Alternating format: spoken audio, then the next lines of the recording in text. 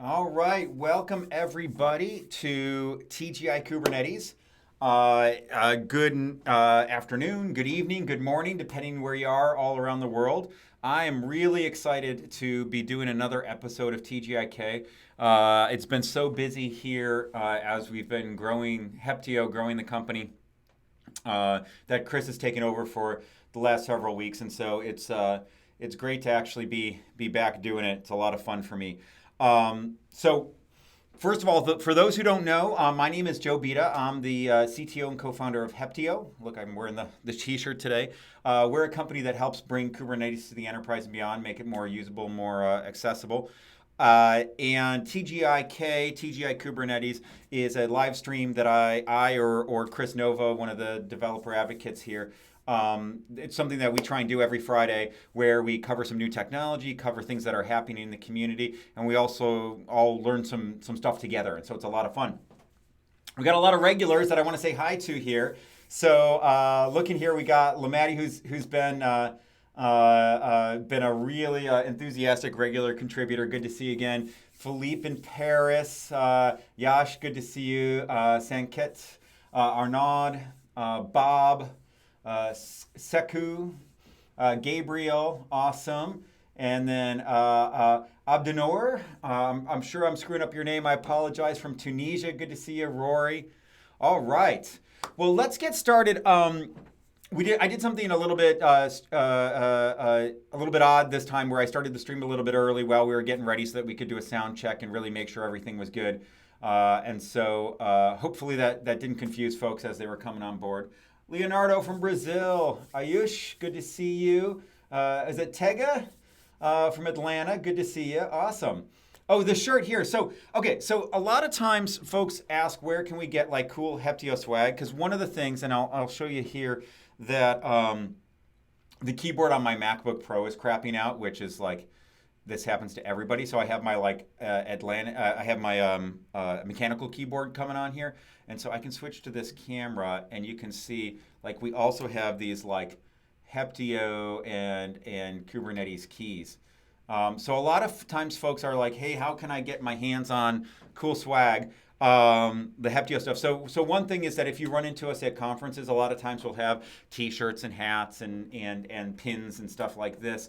But the other thing is that, if you get involved and start contributing to some of the Heptio open source projects or the areas in the community where we've been really active, that's also a good way too. George, who's helping out to do some of the mechanics around the live stream here, as a community manager for Heptio, super involved in Kubernetes upstream, but also we've been finding ways to send some of this stuff out to folks who've been helping out on the open source stuff.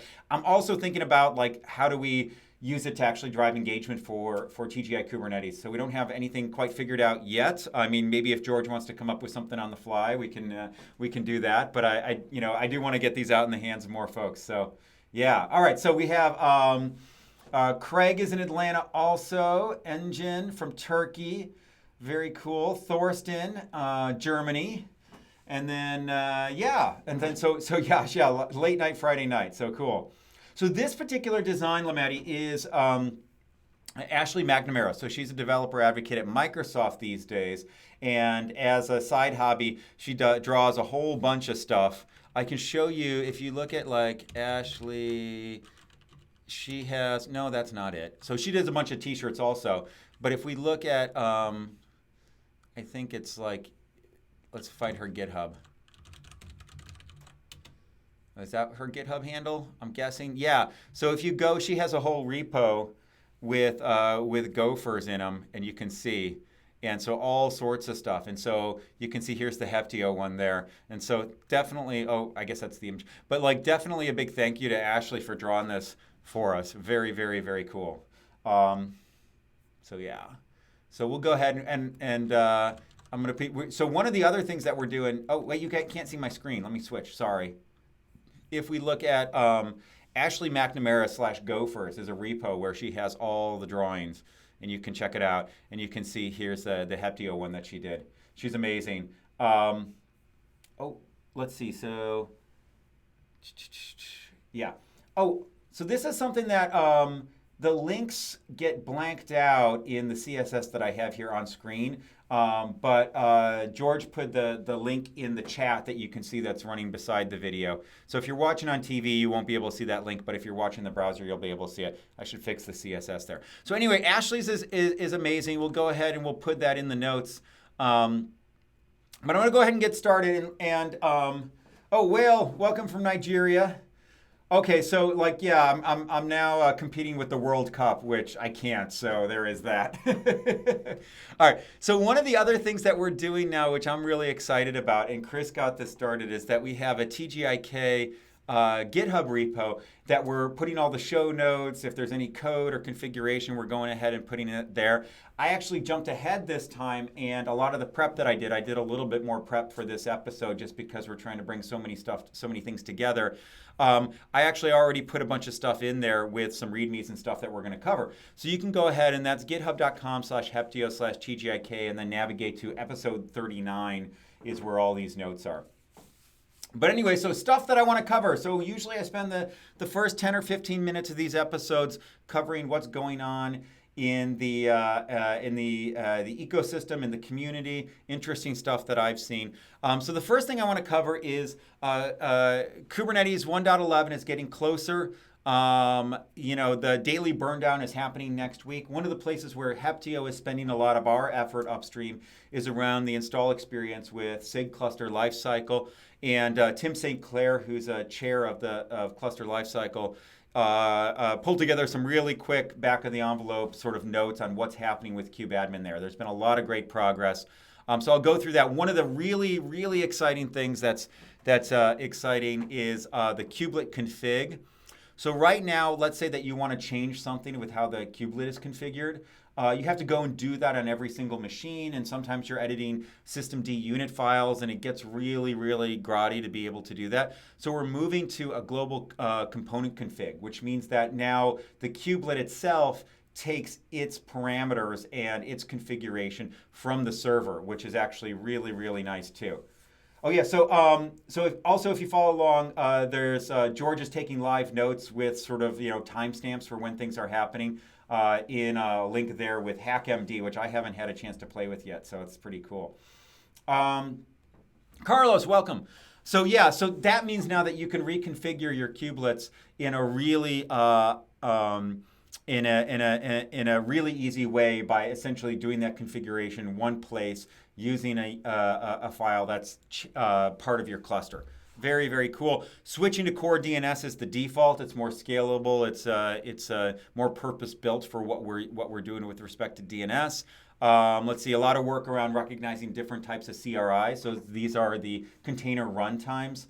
Whether you're using Docker or using Cryo or you're using gvisor or Containerd, there's more work to be able to detect and be able to deal with things other than Docker there. Lot of cool command lines coming in around, especially around things like kubeadmin images list and pull. This actually lets you go through pre-pull images so that things are all ready to go, and it's part of the workflow if you want to do an install into an air-gapped environment, or if you happen to be, say, in China, where access to the registry, the gcr.io registry that so much of the Kubernetes stuff is on, is very difficult to get to, oftentimes very, very slow. And then improvements around upgrading, some bug fixes around that. And then some security improvements around the kubelet, just to lock things down. One of the really interesting things is that the permissions that the kubelet gets and things like node taints can't be set by the kubelet itself. So this is a way that you can start quarantining what can run on a node in a way where if you're using that as a security mechanism, you can start depending upon it, which is really exciting. So Lamati says, is the kubelet component config part of the kubelet bootstrapping you talked about last month? No, I mean, these things are separate. Bootstrapping is this idea of how do we establish bidirectional authentication between the kubelet and the API server. The other issue, and that's the bootstrapping with bootstrap tokens, and that's a bunch of the work that we've done to make it easier to stand that stuff up.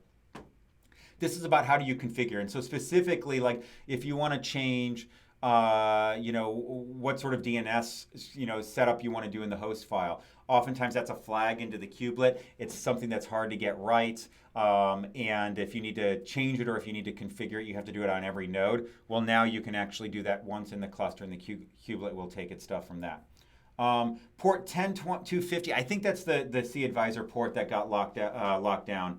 I'm not sure off the top of my head. All right, so I want to keep moving. So 111 is actually moving forward. The other thing I wanted to do, and George has been doing a lot around this, is office hours. So if you just Google Kubernetes office hours, this is a place for community members to actually come and ask each other and folks that are involved in the community for help. So if you have questions about how does XYZ work, I'm having trouble with X, this is a great place to be able to do it. It's hosted over Zoom and then broadcast to the YouTube channel, I believe is how it works.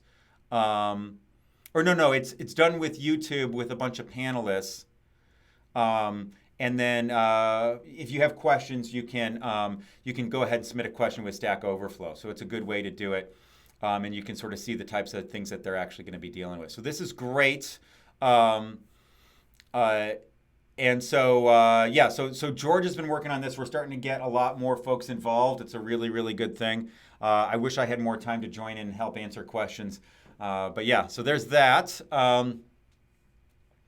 Let's see. So 10250 is a kubelet read-write port by default. It's the 4194 port got locked down. 10250 is locked down already, I believe, with kubeadmin, where you have to use authentication, where you send it a token and then it goes ahead and uses the subject access review on the API server to validate whether that token is allowed to do what it needs to do with the kubelet. So we're continuing to lock that stuff down.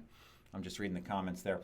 All right, so more news. Heptio Arc is one of the open source projects that we do. It's a disaster recovery backup solution.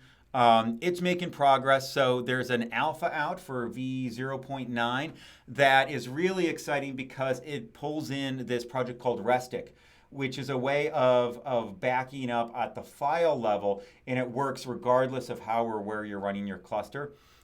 The previous versions of this would work if you're running on, say, a cloud provider. It would know how to sort of reach around Kubernetes and take snapshots directly with the cloud provider, and then be able to store those things and be able to restore from them. Now, instead of actually taking a point-in-time snapshot of the block device, you can use this with Restic to take a snapshot from within the container. And so this ends up being a trade-off between the granularity, but also the flexibility in terms of the places that you are. So just more techniques for actually capturing data that you might be storing in nodes.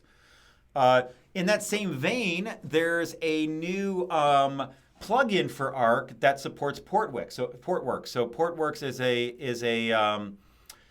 is a popular on-prem solution for doing storage, and Portworx and it allows you to do snapshots. And Arc now integrates with the Portworx snapshots with the pluggability mechanisms that we've built into Arc. So that's really exciting, really great to see more and more stuff happening in the Arc world. We haven't done a TGIK on Arc yet, and the reason why is that I want to get Andy, who's going to do it, actually being the one who's presenting, and it's been tough to figure out all the mechanics of how to actually bring guests on. But I think it's time that we actually figure that stuff out. So hopefully in the next couple of weeks we can do a deep dive on things like Arc or KSonnet or Sonaboy or Contour. Might be a little bit tough to get Dave because he's in Australia. All right, so other news is that Amazon EKS has reached general availability. And so congratulations to the folks there. They've brought in a bunch of stuff from the community to actually make this stuff work. And they're working hard to actually, get more involved with the community at large. So it's really good to see this stuff happening. Along with that, though, getting started with, hey, Mateus from Berlin, good to see you. Getting started with EKS, is a little bit more hands-on than, say, hitting the button in GKE right now. I'm sure over time they're going to find ways to actually make that be more turnkey. But, oh, and I just noticed the background here. They have a whole bunch of hexagons. I'm kind of disappointed. It would have been cool if they actually did this as heptagons. But the Weaveworks folks created this thing called EKS control, which is a tool for automating bringing up a cluster. And also, by the way, it'll install the Weave stuff for you if you ask it to. So that's a really good tool to help you get an EKS cluster up and running. Abdinur says that my team confirmed that EKS is not yet mature. It's still an early product. I think they're still, they're investing heavily in it. I think they tried to scope it down to the stuff that they know that they knew they could deliver, and they'll be expanding it over time. So it's a little bit of a different take on some of this stuff. Specifically, it's up to you to bring your own nodes to it, which follows in the model of ECS. Which is different than, say, AKS and GKE, where they'll actually manage the node pools for you. But if you do run into issues, that team has been, really, really wants to hear about it. Definitely use the feedback channels to get in touch with them. Also with EKS, if you're a Heptio customer, we have a service called HKS Heptio Kubernetes subscription, and we view that as complementary to EKS. So if you're evaluating EKS, if you want to switch over, if you're looking to actually run clusters, one place and another place, and consistency in how you manage those, that's something that Heptio can go ahead and help you out with. All right, and then finally, this is the week or couple of weeks for GAs. AKS announced general availability also. And this is, AKS has been out there and more widely accessible for a while. It's good to see them make progress. Along the way, they've added a bunch of stuff that I think was missing from AKS, specifically RBAC. There's some integration with Active Directory and a few other features that I think are really exciting to come along with AKS. So definitely check that out if you're on Azure. All right, so the topic that we're going to be talking about today is going to be how do you set up a cluster so that you can authenticate to it using a variety of different authentication mechanisms. The one that we're going to be using is GitHub in terms of how do you actually use your GitHub login to authenticate to your Kubernetes cluster.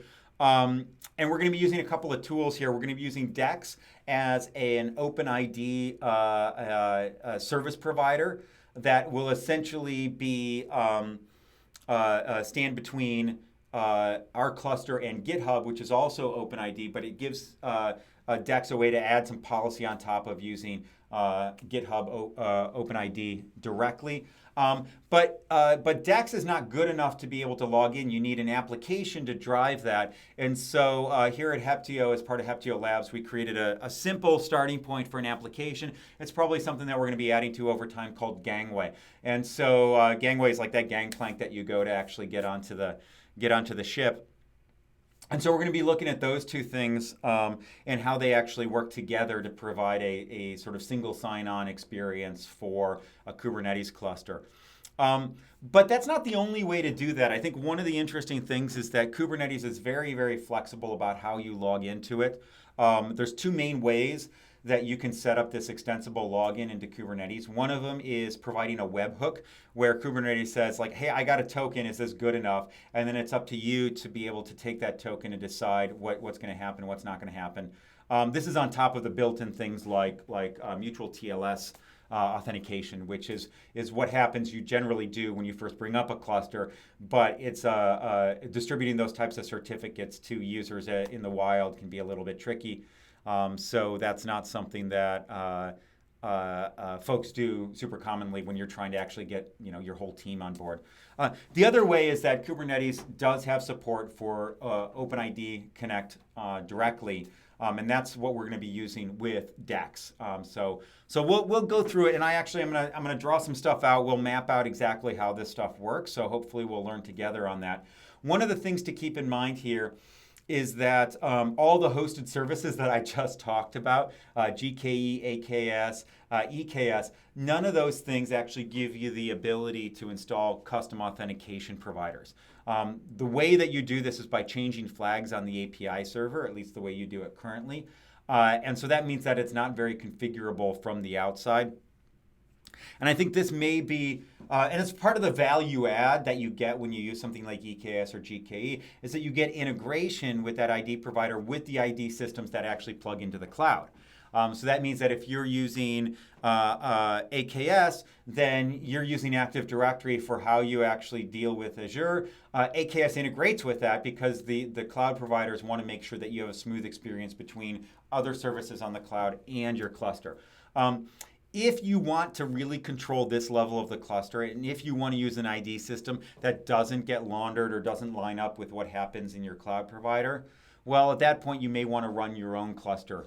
And so that's one of the reasons why a lot of times folks won't go with something like GKE or AKS or what have you. All right, so other solutions out there, I'm not going to go into these in depth, but as I've brought up this topic on Twitter, folks have been sending me some links, and there's some interesting stuff going out there. There's this one called CoreOS. This is very similar to Gangway. So it's something that is this just an individual person? This is from Nick Cope, who's in Seattle. I didn't even know. So like somebody sent this. It looks really interesting. So this is fills a little bit of the same gap as Gangway. So it's something to go ahead and take a look at. I haven't had a chance to play with that. There's also this thing called Keycloak. It's something that's driven by Red Hat. It's a generic OIDC identity provider. And you can use it with Kubernetes also. And so Bob Killen here recently posted this blog post as of like today to be able to outline how to actually get all this stuff set up. It's a significantly more involved setup than what we're going to be doing with Dex. Specifically, it assumes that it has a Postgres database, whereas Dex actually can use CRDs as its database because it doesn't have to store that much data. And it's left as an exercise to the reader to sort of, create all sorts of various certificates and stuff like that. But, here's, instructions on using Keycloak to be able to set this stuff up. And then there's another solution here, which is Guard from Apps Code. It also provides authentication using a bunch of back-end systems that can integrate with. I haven't used this one either, but it uses the webhook authentication method versus OIDC. And so that means that it ends up being in the flow for every authentication, whereas I think, there's some caching there. It's just a different way of plugging into Kubernetes. One of the nice things about Dex is that you can use it to log into applications beyond just Kubernetes. And so when you have this OpenID thing, and you're running one of those, you can do a bunch of really interesting things at that point. So we'll go ahead and we'll get into that. But the two projects we're going to be working with is Dex from CoreOS / Red Hat. I don't know what the future of Dex looks like, to be honest, and I think this is something that we haven't seen any great word on, especially considering Red Hat also puts development effort into Keycloak. And Eric Chang, who is one of the guys who he was really the main author behind Dex. He's left Red Hat and has recently moved to Google. It's not clear what he's going to be working on. I think he might be moving out of the Kubernetes sphere. So thank you, Eric, for everything that you've done. But I think it does leave Dex a little bit up in the air. But all right, so with that, I'm going to do a little bit of theory here first before we jump into configuring. So actually, you know what? We're going to do some configuration first. And then while we're waiting for DNS and load balancer ELBs to propagate, we'll actually switch to the document cam, and I'll draw some stuff out. So let's go ahead and get started with that. One of the things that I've done here is that if you look in that repo for the episode, you'll see that I have a bunch of YAML files and I have an outline of what we're going to be doing here. And so there's some prereq that we're going to be doing here because we're going to be dealing with other things and we're going to be passing tokens around and everything like that. We really want to make sure that we keep it as secure as possible, especially as we transit the internet. And so this is the assumption here is that, at least, what we see a lot is that folks will be running on Amazon, whether, using our quick start or whether they're using something else. and they want to provide a way to actually scale out the set of folks who have access to that cluster in a way where if somebody does something, they know who did what, and they can set RBAC policies based on those users. So what we're going to see here is that I'm going to bring up Contour, which is the Heptio Contour, which is an Ingress controller built on top of Envoy. And I'm going to bring up the JetStack Cert Manager hooked up to Let's Encrypt.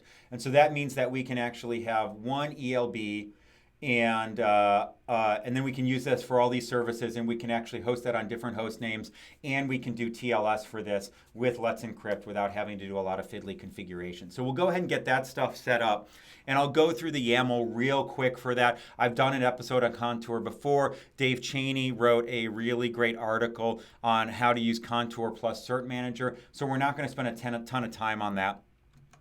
But what we can see here is, and let me switch here, is if I can find this. If we look at Contour, what we have, and this is based on the Contour standard deployment. We're going to be running this with a deployment for Contour.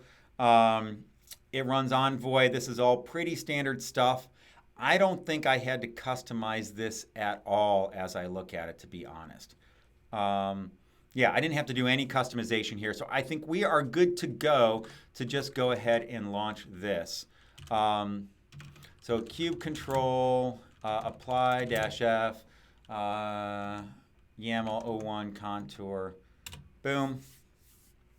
And so what this will do is this will actually create a Heptio-Contour namespace, and it's going to install all of this stuff in there. It'll set the appropriate RBAC permissions such that Contour can see Ingress across the cluster and become the Ingress provider for that. And so kube control, get all, we can go ahead and we can see that, okay, so now we have a couple of pods, we have a load balancer, we have a deployment and replica set. When you do get all, it doesn't actually tell you the types. That's kind of a weird usability thing with kube control. But if we go ahead and we get services-o wide, that actually lists enough that we can grab the ELB thing that's actually getting configured here. Now what I'm going to do is I'm going to switch to my browser. Now there's a project that we can that we could use also called external DNS to automatically configure Route 3. I don't have that set up, and candidly, I haven't had a chance to play with it yet, but I hear really good things. So we have to go and configure DNS for this stuff manually. So here I have tgik.io, and what I'm going to do is I'm going to set up tgik.io itself to point to this one, and then I'm going to set up star.tgik.io to point to this thing also. And I save that record set. And so it takes a little while for DNS and to propagate and for the ELB to be totally set up. So we're going to give that a few minutes to go ahead and do its thing. But while we're doing it, and you know, like when you start messing with DNS, if you touch it too soon, then the negative answer gets cached, and then you're like, pulling out your hair waiting, and you have to wait 5 minutes and all that. So what I'm going to do here is I'm going to switch to the document camera, and we're going to go through and do a quick primer of how OAuth works. And so Raphael says if I need help with external DNS, don't hesitate. You know, I'm excited to play with it. I think it's a great thing. I just haven't had time to actually set it up and play with it myself yet. That might be a good TGIK also. In fact, George, could you add that as one of these sort of potential episodes? Create an issue for that in the repo. All right, so I'm going to give you a primer of OAuth 2, how that works, what the different actors are, because I think, you know, this may be review for a lot of folks. This is a little bit of a foundational technology these days, so it's good to have a grounding in it. And then we're going to talk about how OpenID Connect, OIDC, plays in and leverages OAuth 2 to be able to do things. Hopefully, this isn't too much review for folks. Frag Sawson says, I use external DNS for a year. It's super easy and useful. So that's good to hear. All right. So in any OAuth scenario, what you have is you have three actors that are actually working, right? And so the first actor here is what we're going to call the app. And for the purposes of being as explicit as possible, I'm going to say that this is LinkedIn. Okay? And then we have a service. And I'm going to say that this is Gmail. It really is all of Google, right? And so the scenario here is that you want to give, because you're a glutton for punishment, you want to give LinkedIn access to all your contacts with Gmail, right? And so in the bad old days, the way that you would do this, so Lamati says, what solution did you mention for auto-configuring Route 53? That's called external DNS. And it's a Kubernetes incubator project. I think it started with a bunch of folks out of SIG AWS, but I think it actually can drive DNS solutions beyond just Route 53. I'm not sure. But anyway, so the scenario that we want to go through here, and this is what OAuth was built for, is like, how do I give LinkedIn permission to read my contacts without giving LinkedIn my password, right? And so, because in the bad old days, what would happen is that you'd give LinkedIn your password, and then once you gave it your password, there was no way to actually limit what it could do. There was no way to revoke that permission short of changing your password, which meant that you had to change your password everywhere. And so it was just like, and we didn't want to train users to actually enter their password in places where, there's the external DNS link in the chat. We didn't want to train users to put their Gmail password in places where they really shouldn't be putting their Gmail password. And so essentially OAuth, and then OAuth 2, which is a simpler version of OAuth. Oh, it's from Zalando? Did they do it? Yeah, I think they were driving a lot of it. I think they helped out a lot with external DNS. Okay, so is a way to say, hey, as a user, I want to give permission to establish a certain limited trust relationship between Gmail and LinkedIn in this particular case. And so the third actor in here is you, the user, working through your browser, okay? And so what happens here is that LinkedIn goes through and they actually configure you with here an application.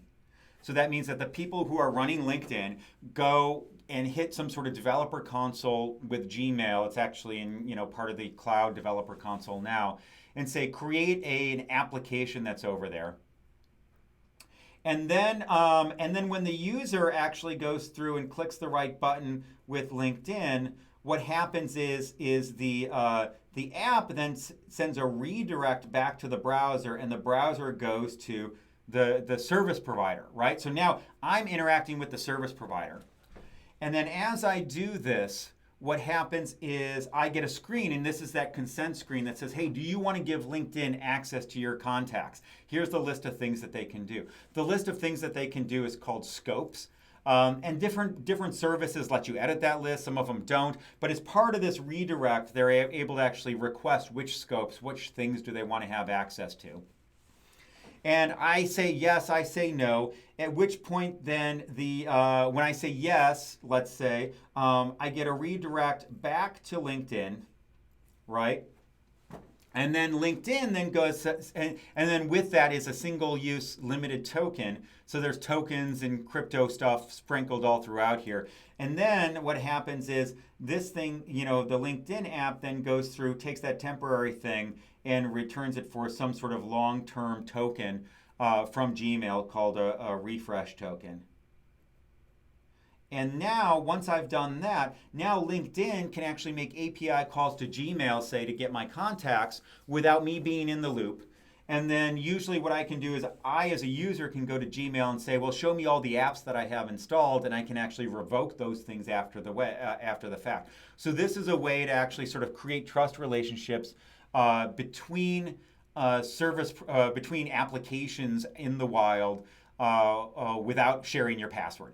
And so that's OAuth, 2. So OAuth 1 did not assume that you were using TLS, and so it was all the more complicated. With OAuth 2, they're like, okay, let's just assume that people have TLS, and the protocol got a heck of a lot simpler once you go ahead and did that.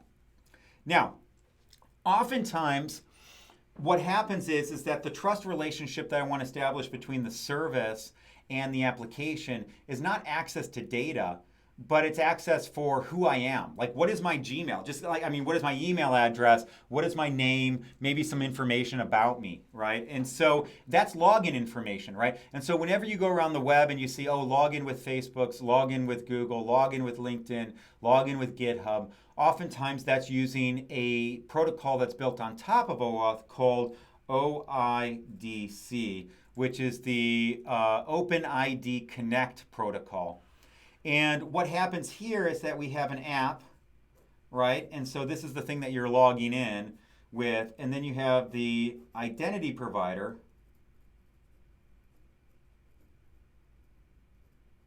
And then we have the user over here that's doing this stuff.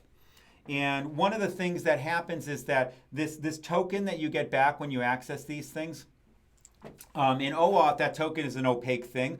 One of the things that happens with OIDC is that you get this thing called a JWT, a Java Web Token, which is essentially a signed piece of JSON that's encoded in a certain way that you can pass it around in headers. And you can decode that JWT to actually find out information about the user. And so essentially you do the same sort of flow where the user hits login, it does a redirect, hey, do you want to log in with this? It does a redirect back, and then as it does this redirect back, it actually gets a JWT, that JWT along with a refresh, and then that thing goes through and actually does this. But in this return, you get the JWT, which is what's called your access token, but it's specified to be a JWT here. And then you also get the refresh token. As part of the JWT, you can use the refresh token to get a new JWT, to get an updated thing. And then this JWT is also signed and has an expiration date on it typically. So we'll go ahead and do that. But in the case, so this is OIDC. In the case of what we're doing here in terms of what we're going to be building out is, let me go ahead and move that up here, is that the application in this way is going to be a couple of things because we actually have three actors here. We have Kube Control, we have Gangway, and then we have the API server. So these are the three things that we're actually using here. So it's a little bit of a twisted use of OIDC, to be honest. And then what we're going to be using here is we're going to be using Dex and then GitHub. Okay?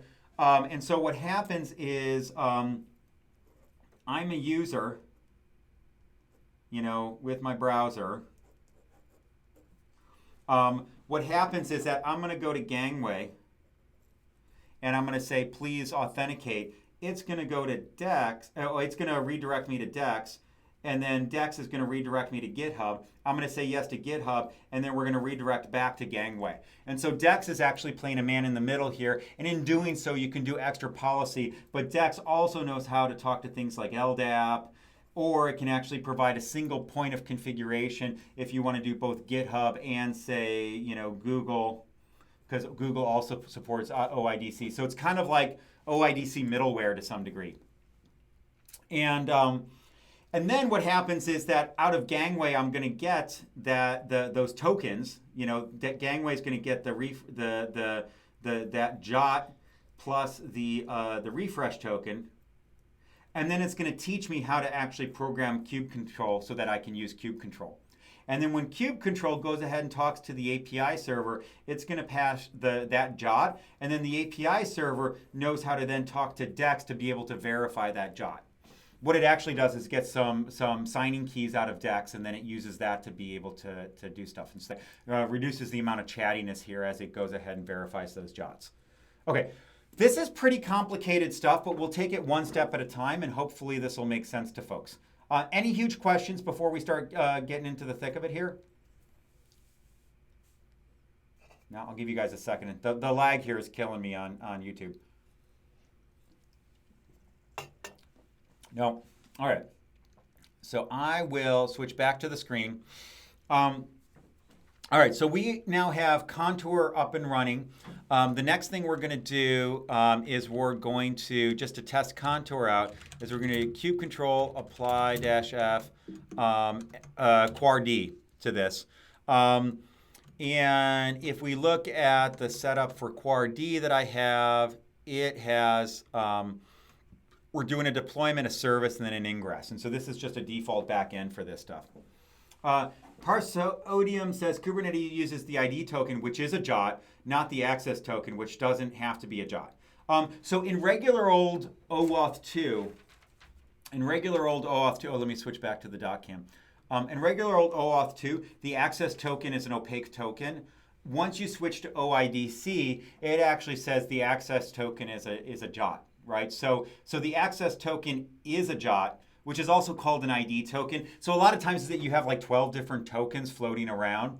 But I believe, and I could be wrong, I am not super expert here, but I believe with OIDC, the ID token, the access token, and the JOT are all the same thing.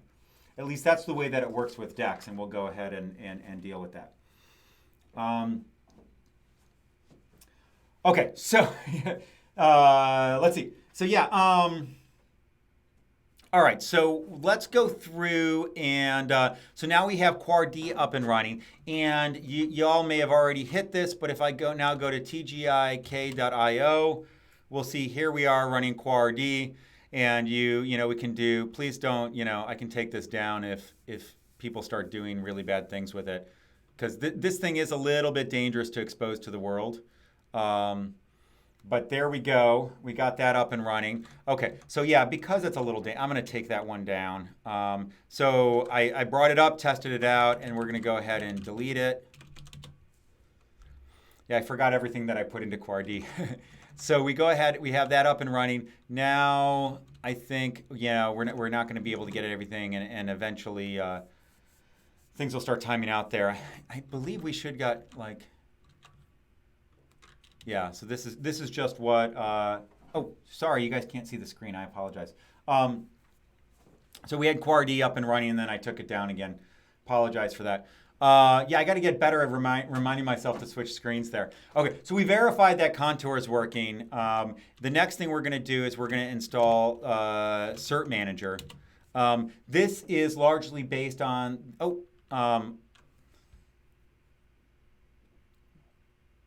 what did I do wrong here? I screwed something up. I swear I just did this. So Cert Manager, namespace Cert Manager. Oh, I tried to delete it. Ha ha ha. Because I just deleted QuarD. So apply. So I'm going to do an apply there of these things. This will create everything for Cert Manager. This is based on that blog post that Dave Cheney wrote in terms of how you get Cert Manager up and running.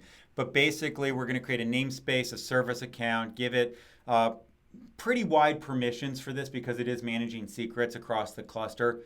And then go ahead, there's a deployment for Cert Manager here. We're running one of those.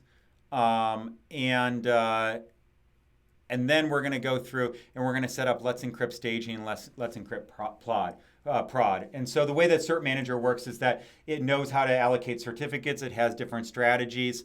And then you have this idea of a issuer, which is a thing that you can use to actually go ahead and get certificates. And so we're using Let's Encrypt, which is a free community supported certificate authority. Please support them if you don't already, because they're awesome. And then as a test, what we're going to do is we're going to install this utility, which is probably safer to expose to the world, called HTTP bin. And this is something that Dave Cheney likes to test with a lot. And so we're going to install this. There's a deployment, there's a service, and then there's Ingress. And what you'll see here is that we can put some annotations on here that tells Cert Manager to go ahead and get certificates for this and then store this into a secret. And once we get this thing up and running, then we'll be able to use this to secure all the other things that we're doing. So this will be hosted on httpbin.tgik.io. So if we do http bin, there we go. And now if I do HTTP, there we go. Does it work? Things are probably still working on coming up. Okay, yeah, we're doing container creating, so that's why we're getting the spinny there. Peterson, welcome, welcome. Let's see. Oh, no, this was, so HTTP, there we go.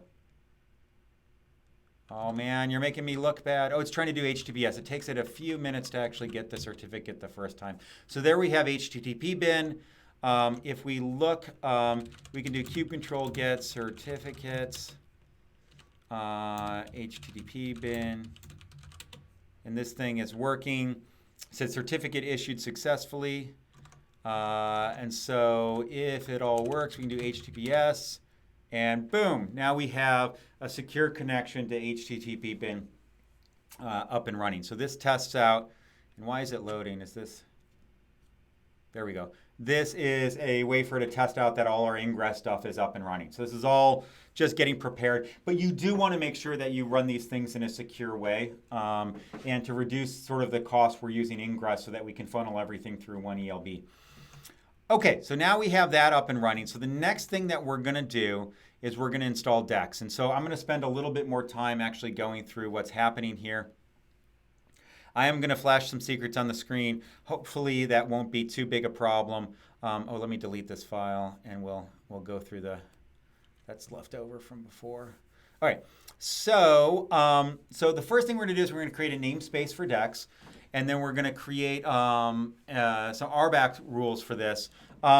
One of the things that Dex does is it uses custom resource definitions to store some of its data. You can program it to use like real databases and stuff, but for light duty use, this doesn't make, this makes a ton of sense, and it reduces the amount of overhead of sort of stateful services that you have to manage.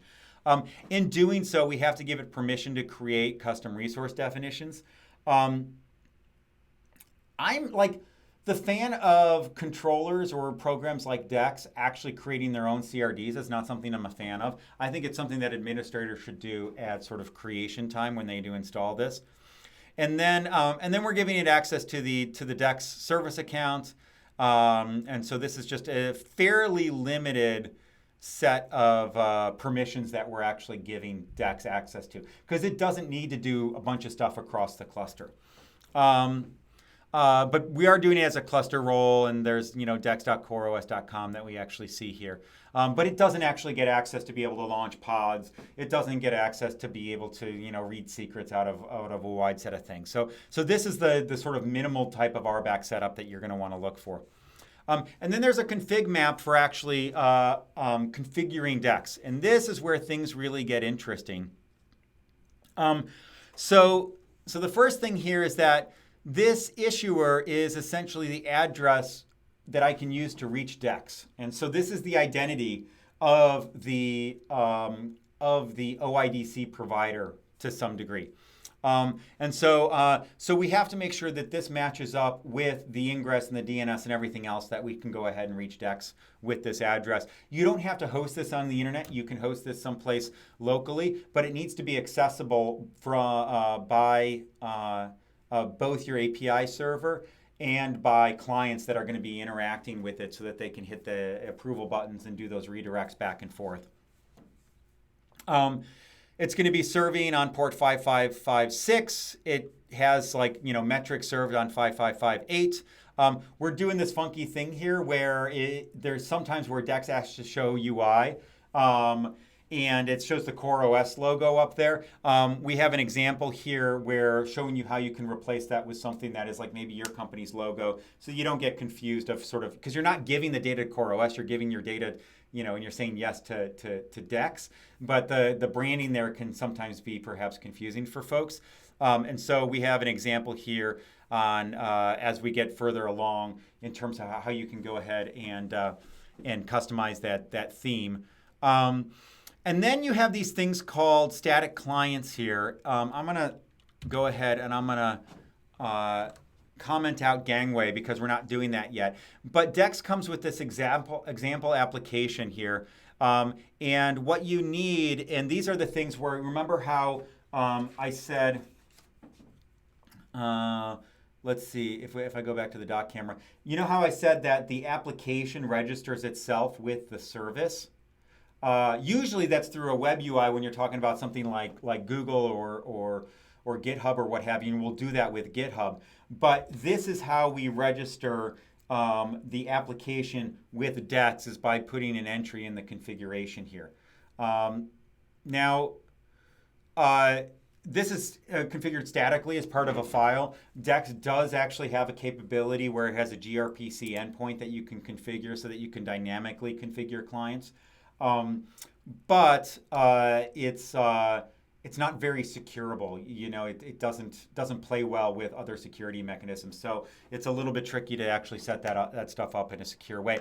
But in any case, the things that you need is you need an ID for a client, and then you need a secret for the client. And those things have to be on a per client basis. And that's how the communication ends up being established between Dex, between the application and the service provider. And then there's the question of what's upstream of Dex. And here we're configuring GitHub.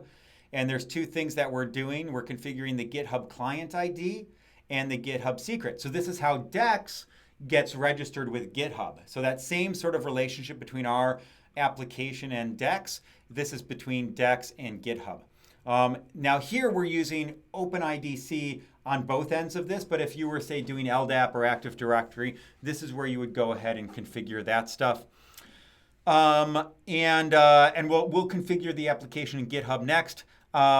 You can go through and you can skip this approval screen, which actually reduces some of the redirects that you see. We'll turn that on later. We're not going to do that yet.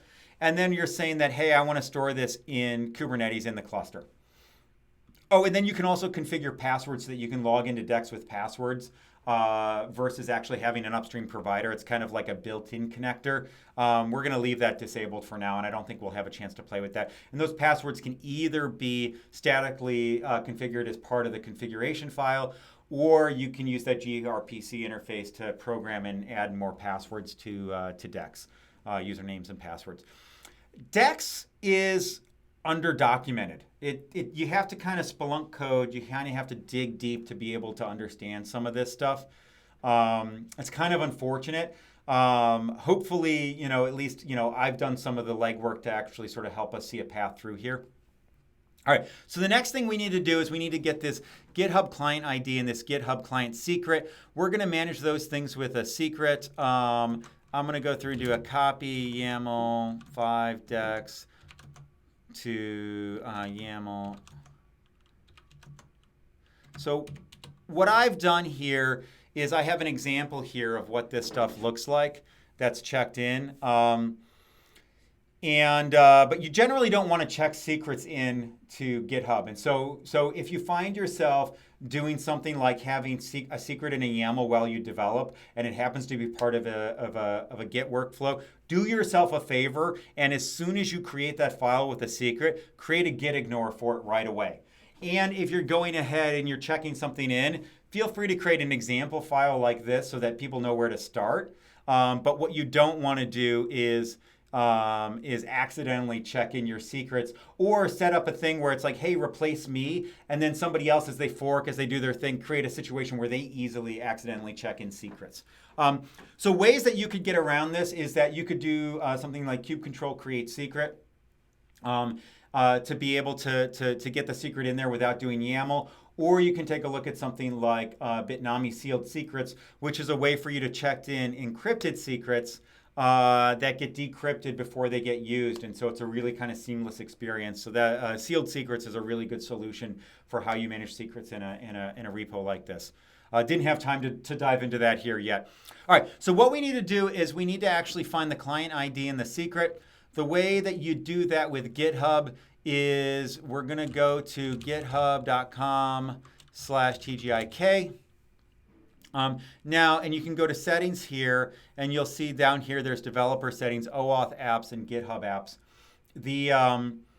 There's two ways to do this. You can, I think, also, so here's Joe Beda-TGIK, which is the GitHub profile that I'm using. You can also go ahead and create an OAuth app on a per user basis. So OAuth apps in GitHub, that configuration with GitHub for applications, can either be a per developer thing or they can be a per organization thing. We're going to do the organization thing.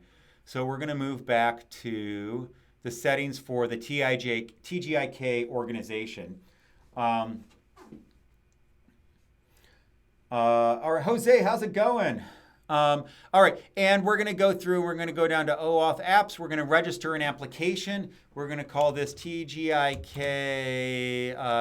Dex, homepage URL, HTTPS, and this is just for information because the idea is when the user hits that yes screen, if they're giving, say, LinkedIn access to your contacts, you want to make sure it's actually LinkedIn. So these are a bunch of ways to actually build some sort of familiarity so that you know exactly which application you're giving access to. So we're going to do dex.tgik.io, application description, put something here, just a demo. There we'll go. And then the callback URL. So this is the thing that that when the GitHub redirects back to Dex, this is the URL that you're allowed to redirect back to. So that actually ends up being dex.tgik.io callback, I believe is what it's called, if I'm not mistaken. And if we screw this up, we can go back and fix this later and change that stuff. So George says, we don't have the Ashley-style Heptio shirts to give away right now, but we do regular raffles at discuss.kubernetes.io, so you can participate there. If you participate with some of the Heptio stuff, we tend to send boxes out to folks who are heavy participants there also. So if you want the T-shirt, that's a way to do it. Okay, so we'll go ahead, we'll register the application there, and here we get these magic values. We want the client ID, which is what we got here, and then the client secret. Now, the way that secrets in Kubernetes work is that they show up in the YAMLs that they're base 64 encoded. And so you have to go ahead and run this stuff. And then we can do pb copy here, which copies it to the paste buffer on the Mac. We can go ahead and do that. Usually when I'm doing secrets managed in YAML like this, I'll actually do that line to do the encoding here so that I can see the undecoded thing. And so we'll go ahead and we'll put these in here. And we're now off to the races with our secrets. And then the deployment, this is pretty plain Jane stuff, except for you can see we have an init container here, which grabs the theme assets, which is an image and a couple of images and some CSS, grabs it from Git using this Alpine Git thing. You could download it from S3, you could bake it into an image, whatever, and we're mounting that into a shared volume within an init container. The field engineer here, Nicholas, who did this, put this up on his GitHub. So this is Heptio assets for a Dex theme. Mama, welcome from Virginia. And then what you can see is that the secrets here that are getting injected as environment variables. That's one of the ways that you can set Dex up. The rest of this is pretty plain Jane stuff. But we're also mapping in the config map. And so we're doing both of those things are getting mapped in. And you can see the config map gets mounted under etc dex config, and then the theme gets mounted under web themes custom. And so this value here of custom is the matches up with this value here in the configuration file of which theme you want to use. So you can go ahead and do that to do that. And then we're creating a service for these things, and then we're creating Ingress with Let's Encrypt that's going to be hosted on dex.tgik.io. All right, so that is a whirlwind of what's happening there, but now I can do kube control, apply, -f, YAML, 05 dex. And this thing is all set up. If we give it a few minutes, we should be able to get HTTPS dex.tgik.io. And then part of the OpenID Connect specification is a well-known path on a server that actually tells you how you can download meta information about that provider. So we're going to go ahead and get that. You can see that it's now secure. We already got the Let's Encrypt certificate up and running, and Dex is up and running, and here's all the sort of meta information about Dex. Yeah, Carlos. So the init container thing, that was all Nicholas. That was really, really cool. And I think that's a good theme. We're using a similar thing to actually install plugins with Arc, I believe, where you can actually do an init container that actually copies over a binary or sets up a mount in the right way so that you can actually do sub-process plugins using the HashiCorp style plugins for Go. So that's really interesting, and I think I like that idea of using a init container to be able to do theming for these types of things. Okay, so this is meta information about Dex, about the types of things that it does. Now, you'll remember when we actually did the Dex configuration, if we go back to the config file here, we have this example app here. So Jim says, do you think Dex will die out as Red Hat merges Tectonic, Dex's main driving force, with OpenShift? I don't know. That's one of the things that we were talking about earlier. I don't know what the future of Dex actually holds. I think it's a really interesting project. I'd like to see it, it is Apache 2, so there's nothing stopping somebody from taking Dex, renaming it, and turning it into something else. We'll have to see what happens there. I think it's especially at risk, as I mentioned earlier, because the main author behind it, Eric Chang, is no longer with Red Hat / CoreOS. So I'm not sure what the future holds for Dex, to be honest. But that's the beauty of open source, is that nothing dies necessarily unless people don't care anymore. All right, so there's an example app that ships with Dex, and we're going to go ahead and play with that. Yeah, that's what I was saying. So KeyCloak, which I mentioned earlier on, is also a Red Hat product. So it's, oh man. Hey, George, can you take care of the spam? I'm so sad that we finally, the spam only shows up here because I'm logged in. I don't know if that spam shows up for everybody. It's the first time we've actually seen spam in the comments here. That makes me sad. Makes me very sad. All right. And and then I think we have to adjust the CSS for TGIK here, because it leaves the thing in there and then it doesn't really delete and all that. So we'll have to work on it. But, all right, let's not let that distract us. Let's go through and, so we're going to play with the example application that comes with Dex, and you'll see kind of how this stuff works. And if I go to the CoreOS documentation here, and you're like, here's how things work with, here we go. And they actually, I think they have you use the example application, blah, blah, blah. Okay, here's the example app. Okay, so I've already pre-built this. So if we go, let me open a new tab here. Actually, no, I'll just do it. I'll just do this. TGIK, go, source, GitHub, CoreOS, Dex, bin, example app. Okay. So what you do is you can do the client ID and secret, so you can see that these are the things that we already had in there. And then we're going to go through and we're going to say the issuer, so that's the URL of Dex is https dex.tgik.io. So we go ahead and do that. And we go ahead and that launches a little web UI here that'll actually drive the redirects. And so what we're going to do is you hit login here, and that redirected through, oh, actually, let's go back there, because I think what we can do is we'll show the double redirect here.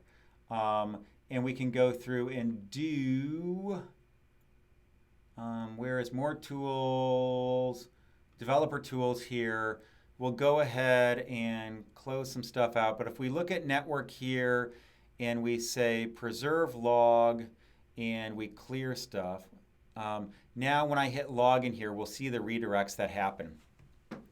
And the main redirect that we actually see here is that the application that's running on localhost redirects to dex.tgik.io, which then redirects to GitHub. Which then Okay, so there's already a couple of redirects, but then that actually redirects to the OAuth authorized page at GitHub. And so this is saying, hey, do you want to create that trust relationship between TGI Dex, which is the application we just created, and GitHub? And the information that we're going to share is just your email address, read only. So it says, do you want to let this application know your email address? And it tells you where it'll actually redirect to. And it tells you like some information about that particular application so you can know how much to trust it. If this thing was created 3 years ago and like, thousands of GitHub users are using it, then maybe I should trust it. I'm probably not going to be steered too far wrong. If you see a screen like this and it's like created a day ago with fewer than 10 and it says, hey, this is Google or something like that, probably don't want to trust it. I'm going to go ahead and I'm going to hit, let's go ahead and clear this. I'm going to hit authorize. And you'll see that now this does a redirect back to Dex, okay? Because now I'm at dex.tgi.k.io. And now it says like, okay, Dex and GitHub have a trust relationship. Do you want to create a trust relationship between example app and Dex? Right? Because we have that two-legged trust relationship that we're working on here. That first one to GitHub, that might have been done through passwords or something like that. I'm going to go ahead and hit grant access. That takes me back to the application, the example application. And what this is going to do is it's going to dump the token and the claims and the refresh token. All right. So we did that double hop that I described. We just went through and did that. You can actually, that extra screen that actually was that reconfirm, if we want to turn that off, what we can do is we can go back here to the config map and we can comment out this skip approval screen here. So we'll go ahead, we'll comment that out. That means that don't bother getting confirmation on the second hop back. If somebody hits the login button in Dex, they're giving permission for that app, to have access to it. That's the implied thing that's going on there. So we want to redeploy this. One of the things that you'll notice is that if you change this config map and you redeploy it for Kubernetes, it'll actually change what's on disk for Dex. Dex won't necessarily reread that, so we want to force a redeploy for Dex.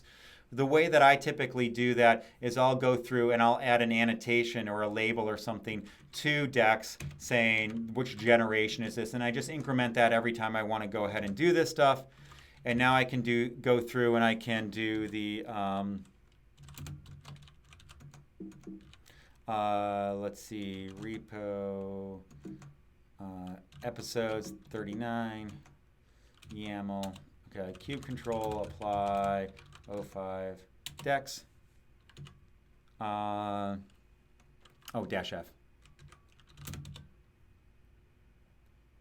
Okay, Jose says, in the identity space, any idea if sovereign.org might become at hand? Might be. I'm not familiar with those folks, so definitely something that I should check out.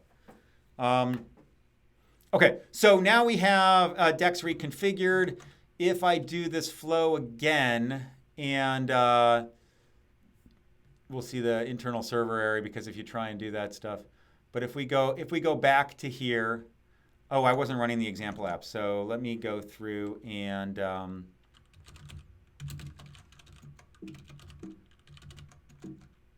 right, CD, can I do that? There we go. Okay. So now if I run the example app again, I see this. Let's go through and I'm going to go to GitHub. And I'm going to look and say, if I look at settings here, I can find applications, authorized OAuth apps. I can go through and I can revoke Dex's permission. So this is me saying, yes, I'm revoking access. Now if I go through and I do this thing again, I'm going to authorize TGIK, and then it sends me back. And that does redirect through Dex, but now I didn't see that second authorization screen as we go. So there we go. And now if I refresh here, we can actually see that Dex is back because I reauthorized it. Now, what we can do here is this token here. Remember I said that this is both an access token and an ID token and a JOT. Let's decode what this looks like as a JOT. So if I go to jot.io, this is a website that helps you decode JOTs. If it loads. There we go. I can go through and I can paste this in there, and it'll actually read out what's going on here. And so the way that JOTs are created is that there's some header data, there's a payload, which is the information, and then there's signature data. This is using essentially public key encryption to sign this thing. And this is the data that's in the middle of it, right? So we have dex.tgi, and it has my email and all that. And that's the stuff that the sample application is actually displaying here is the claims. So those things are, so this thing is actually coming out of the JOT. And so this is how it actually shows this stuff. Now the next thing that we can do, and this is kind of exciting, is I could theoretically use this to authenticate to Kubernetes. What we have here is we haven't told Kubernetes yet to trust Dex. So we got to go ahead and do that. And so, oh man, we really got to get the spam stuff under control. That's really disappointing that they've discovered this stuff. Man, I have to move faster here. Okay, so there's the example app. What we're going to do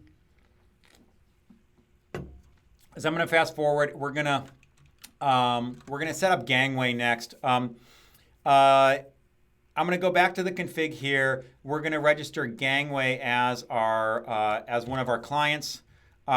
Here the ID is Gangway and the secret is super secret. That's my client secret here. I'm going to go ahead. I'm now going to redeploy with that. We're going to do 11.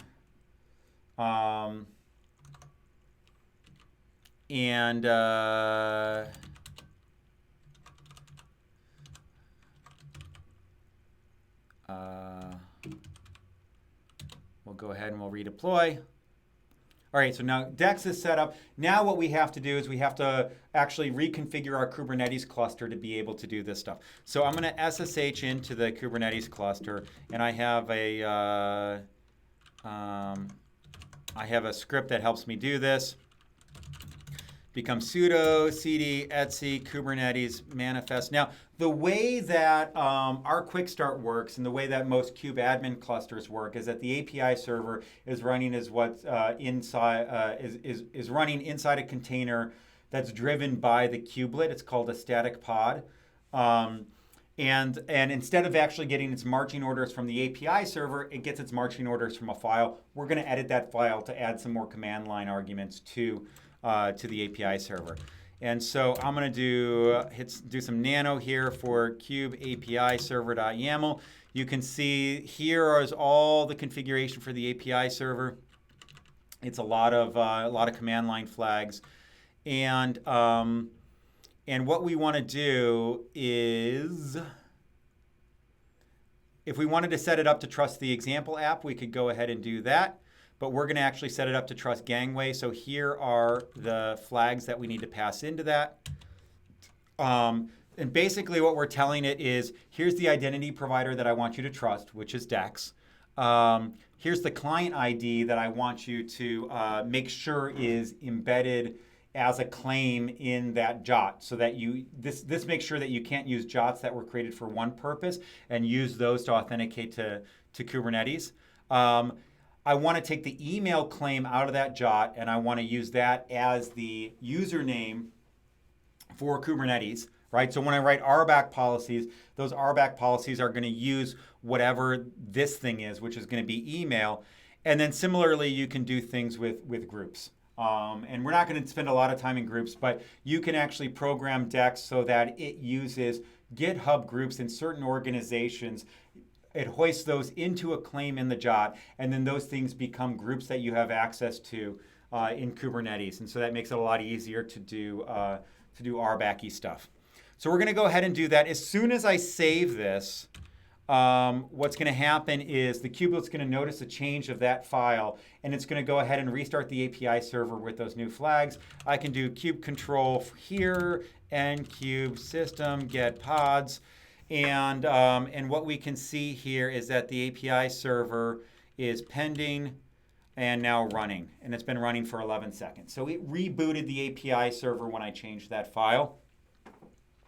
But it rebooted it so that now it trusts Dex went through Gangway to be able to do this stuff. All right, so now I'm going to exit out of here, and because my API server is now reconfigured. Now, if you're not doing a kubeadmin type cluster, you know, there's all sorts of ways to actually host an API server, and so it really depends on how you're hosting it, where you can go in and configure those flags. Yeah, there's no like kubeadmin, you know, I know pretty well, but there's really a gazillion different ways that you can go about doing this. And then now let's look what we're going to do with Gangway. We create a namespace for Gangway, and then we have a config file here that we're going to go ahead and configure. These are the authorization and token URLs. These are the configuration that we need. We probably could have Gangway learn how to actually do the call to the well-known path that to actually get this stuff that Dex does. But without doing that, we can just put these values in here directly. The client ID and the client secret that we have allocated with Dex. We have to go through, and here's the redirect URL back. And this is where Gangway is hosted. So this is what we want to tell Dex to actually redirect to when we come back. And you'll see that that shows up here in the Dex configuration. So these things have to map so they get redirected to a predictable place, the set of scopes that we want, and then the claims that we want to use for both display and the username as we go ahead and do this stuff. Now, one of the things that you got to do with, and then for Gangway itself, let's see, this was an earlier version. We're going to do version 2.0.0, which we cut this afternoon for Gangway. This is pretty standard. The only thing is that we need a secret for this thing called a session security key. What happens is Gangway takes that JOT and then stores it as session state that gets encrypted in a way so that you don't necessarily see it, and we need a unique key to be able to do it. This is a little bit overwrought security. This doesn't have to be super, super secret here, but you know, we're erring on the side of being more careful here. And then we mount in the configuration file and expose it via a service and an ingress. So let's go ahead and get this launched. We have to create the secret. And if you go to the Gangway thing here, and I just wrote some stuff here, what we can do here is here's a line that'll actually just create that secret for us. And we have to create the namespace. I didn't do it. I did in the wrong order. So we can do kube control. Okay, so what we're going to do is kube control apply -f 06 Gangway. We'll create the namespace.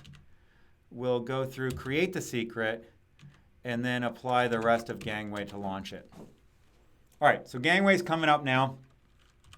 Kube control n Gangway get pods. If I can type.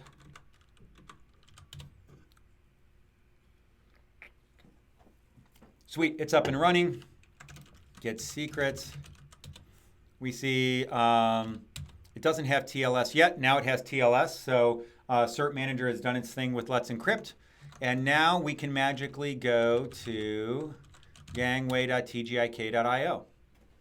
Boom. Now I think as we have time and as we develop Gangway, and if folks want to get involved, that would be great. I'd love to provide some more theming on this, like similar to the way, maybe using the same themes as Dex, so that you can actually go through, and if this is your company with your logo and all that, you can go ahead and put it on here, because this is some pretty uninteresting theming that we have going on here. It doesn't even say Heptio on it. But Gangway here. So I go ahead now, I'm going to hit sign in.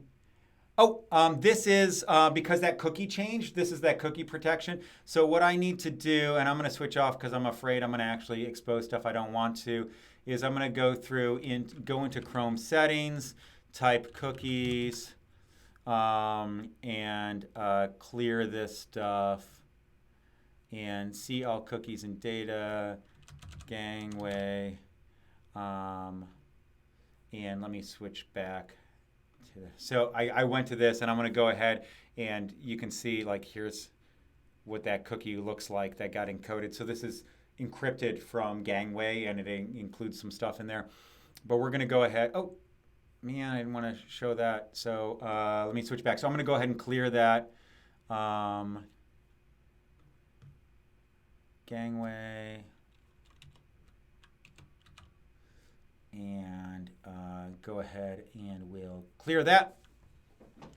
And so now if I go through and if I hit sign in with Gangway, it's going to do that double redirect through Dex. Dex already said, already have a trust relationship, I'm good. It did the double redirect back, and now we get instructions on how to actually configure kube control with this stuff for the cluster. So let me go ahead and repeat that, and what we're going to do here is I'm going to go back to GitHub, and I'm going to revoke this again here, because to show you what that first access looks like, I'm going to go ahead and hit sign in here. This does the redirect to GitHub. I'm hitting authorize. It does the double redirect back. Boom, I'm at Gangway. Now, one of the things that Gangway does is it doesn't just show you how to configure access to your cluster. It also shows you how to get the endpoint and how to validate your cluster, both with certificates and all that stuff. So this is all the stuff that you need to be able to connect to a cluster. Don't have to download any other files, don't have to edit stuff. So I think that's really, really exciting here. So what we can do is, I'm going to go ahead, I'm going to copy this, and we're going to connect to the cluster via Gangway. And the way that I'm going to do this, I'm going to do export kubeconfig equals Gangway, okay, .conf, okay, and then I'm going to execute this stuff. And so it's like, do you really want to paste 30 lines? Yes, I do. Oh, it didn't work. What didn't work?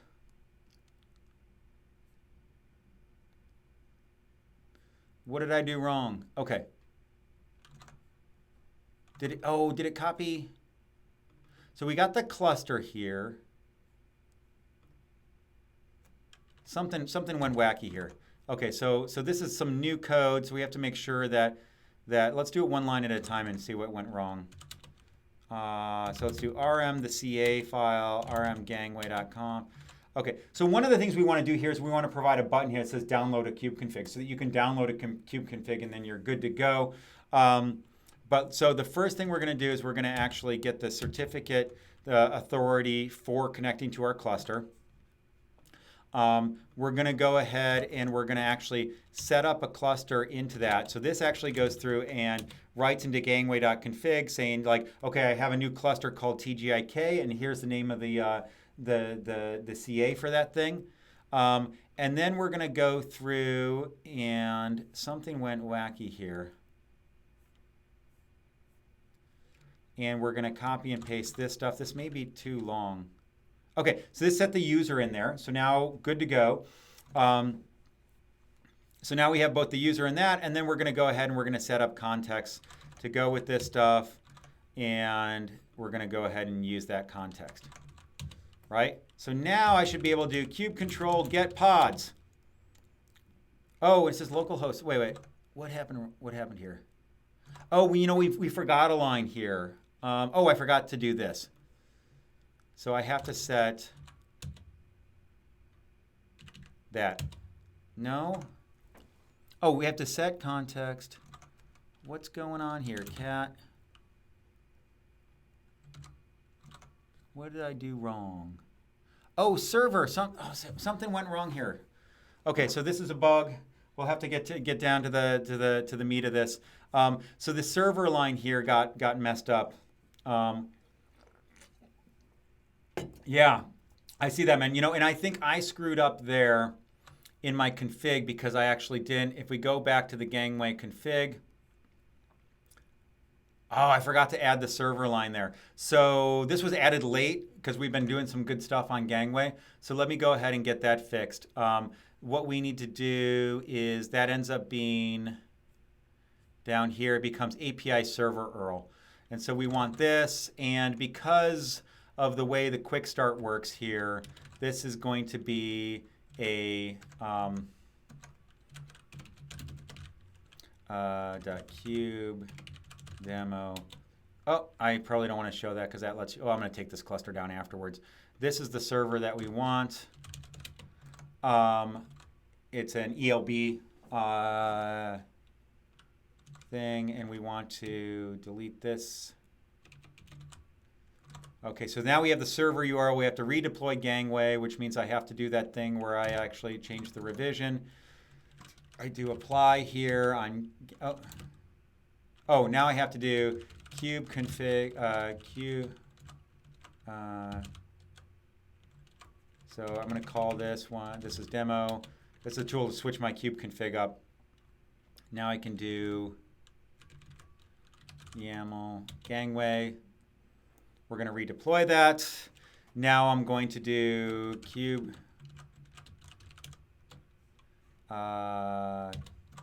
Okay, so now if I go back to Gangway and I do a refresh here, okay, now it actually put that server line in there and we're good to go. And now I can go ahead and paste that in. And now I can do kube control, get pods. And yes, it told me I can't do that. But this is actually good because what happens is I'm now, what this shows is that we're authenticating to the cluster. The cluster knows who I am, and RBAC is kicking in to say I'm not allowed to actually list pods in the namespace default. So this is actually really, really, really good. And in fact, I invite other watchers out there, if you go to gangway.tgik.io, you can log in also. And you should actually get this exact same error. So I would love if somebody else could actually give that a try. Let me know how that goes. And we'll see if we can actually reproduce this error for other folks. And then maybe I can give somebody permission to actually do some Bitcoin mining on the cluster that I have running. So you go ahead and do that. So now what I'm going to do is I'm going to switch back to the kube config that has all of my admin credentials in it. And now what I'm going to do is I'm going to do, let's see, did I copy this line into my README here? Oh, no, I didn't. Okay. Oh, yeah, no, I did. Here we go. So what I can do here is I'm going to go ahead, I'm going to create a new role binding for the default namespace. And I'm going to do this for Joe plus TGI Heptio.com. And so what this is essentially saying is that create a role binding called jbeta-admin in the default namespace, because this is not a cluster role binding, it's a role binding, so it's actually specific to. All right, Jose logged in, good. All right, and it told you couldn't do anything, right? You're not owning my cluster yet. So this creates a role binding to in the default namespace. The name of that role binding is called jbeta-admin, and I'm binding to the admin role, which is a standard stock role that comes with Kubernetes called admin. But it'll only apply for that namespace. So what I'm essentially saying is that I want to give this particular user admin for the default namespace that we have running. So I go ahead and I do that, and I did that with my admin credentials. And now I can actually switch back to the Gangway config here. And now I can do kube control, get pods, and it's like, oh, look, I have HTTP bin running in the default namespace. That works. Okay, but now I want to get nodes. Oh, I'm not allowed to do that because RBAC says I can't do that. I want to, like, nkube system, get pods. Oh, you're not allowed to view what's running in kube system.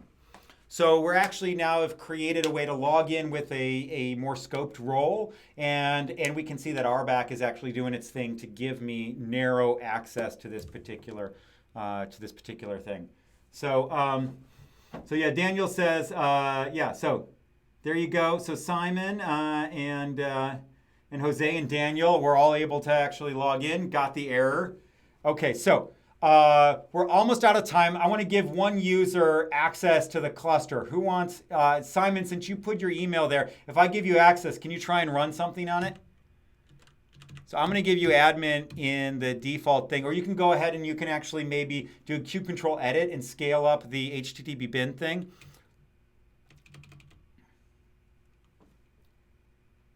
Wait, in order to get command line access to the TGI Kubernetes cluster, you will need to configure OpenID connect authentication for your client. That's what I got. Okay, so you were able to get to the point where you got the screen with Gangway, but then if you configure kubectl, you're actually going to get. So I'm going to give Simon access to admin to the default namespace here. And there you go. Oh, you stripped your last name out of it. Okay, so some dude named Simon has access now. Whoever has Simon, no, but there's I think you have to be more than 6 characters to get a Gmail account. Like even when you were at Google and you like begged people, you still couldn't get like a 3-letter Gmail account. So if anybody is comfortable giving me their email here, I can go ahead and add you. But otherwise we can call it a day. I don't want to. We're already sort of at time here at an hour and a half. But hopefully this gives you all a good idea of sort of like how flexible this stuff is, and how Dex and just. But you don't have to use Dex with Gangway also. Yeah. Okay, Simon gave me his full. So Simon.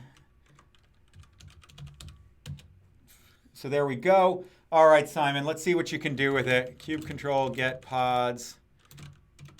Well, so if you give a -w that says watch, and that means that we'll actually see this stuff as soon as things start, as soon as things change, we'll be able to see it. So if you, Simon, if you do a kubectl edit, deployment, and then HTTP bin, you can scale that up to like 10 instances, and we can actually see if that actually happens.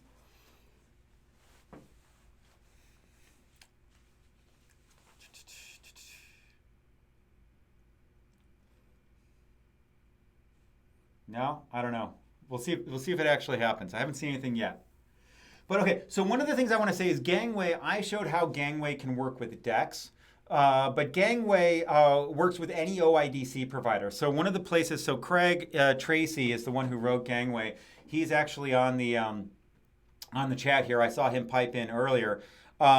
He wrote Gangway, and we've done this for customers. And so we see a lot of folks hook up Gangway directly with Google or directly with Auth0. So you can use like Dex in the middle, especially if you're connecting to LDAP or if you want to apply some sort of policy as you sort of like filter things through, because it sort of plays that man in the middle OAuth provider, OIDC provider.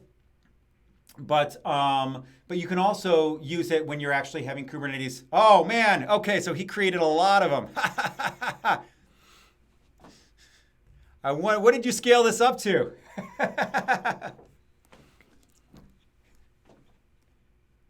That's hilarious. So yeah, so you can hook Gangway up to other OIDC providers directly, and and where we actually configured Kubernetes to talk to Dex, you could instead configure Kubernetes to talk directly to OAuth, and that works when, to say something like Auth0, and that works with something like Auth0 where it's really sort of a very configurable white label type of ID provider for you. All right, so with that, I'm going to go ahead and sign off. Thank you, Simon, for playing along and scaling us up here. I may revoke your access at some point, so I'm going to take down the cluster right after this. But hopefully this was interesting. Hopefully it was useful. Definitely let us know what you think. I find that it takes me quite a while to wrap my head around what all the players are here, how things connect to each other, especially with something like Dex where it actually plays that sort of ID provider in the middle thing. It took me a while to wrap my head around that.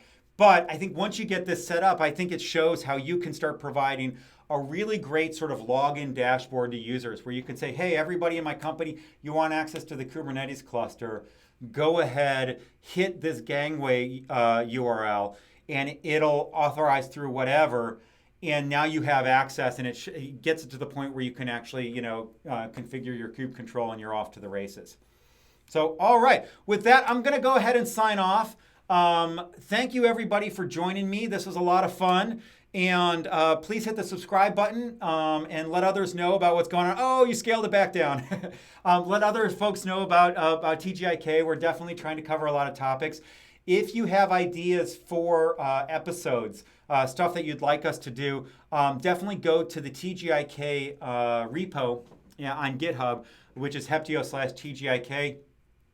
And that's where you can submit your ideas in terms of what you want to have happen. If you have more fixes or typo fixes or ideas in terms of notes for the stuff that I have here, that's a good place to go. So with that, I'm going to sign off. Everybody have a great weekend. And I don't know who's going to be doing TGIK next week. I think it's either me or Chris. I think it might be Chris.